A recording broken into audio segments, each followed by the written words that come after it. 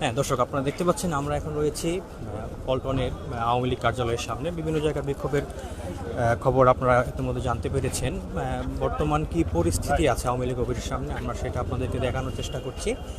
আওয়ামী লীগের বিভিন্ন রকম মহানগরের বিভিন্ন রকমের বিভিন্ন স্তরের সংগঠনের নেতাকর্মীরা এখানে তাদের অবস্থান কর্মসূচি নিয়েছেন। আপনারা ইতিমধ্যে দেখতে পাচ্ছেন। আমরা কথা বলার চেষ্টা করব বিভিন্ন কেন্দ্রীয় কোনো নেতৃবৃন্দের সাথে। কথা বলতে পারবো আমরা? আপনাদের অবস্থান এটা কি কেটিভি? না না, দেশ রূপান্তর। বলো।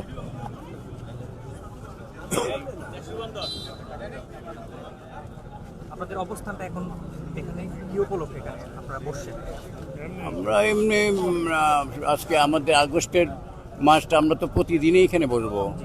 প্রতিদিনই এই পুরো এক মাস পর্যন্ত আমাদের বিভিন্ন ওয়ার্ডে থানা কর্মসূচি আছে, আলোচনা সভা আছে, মিছিল আছে। আগামীকালকে হবে আমাদের শোক মিছিল।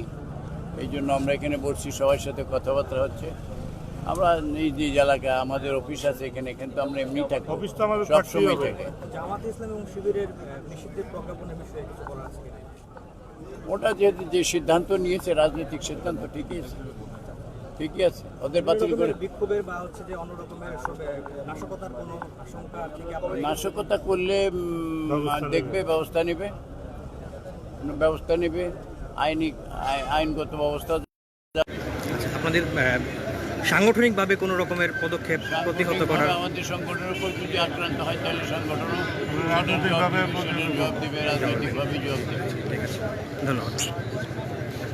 হ্যাঁ দর্শক, আপনারা যেটি শুনতে পাচ্ছিলেন, আওয়ামী লীগ এবং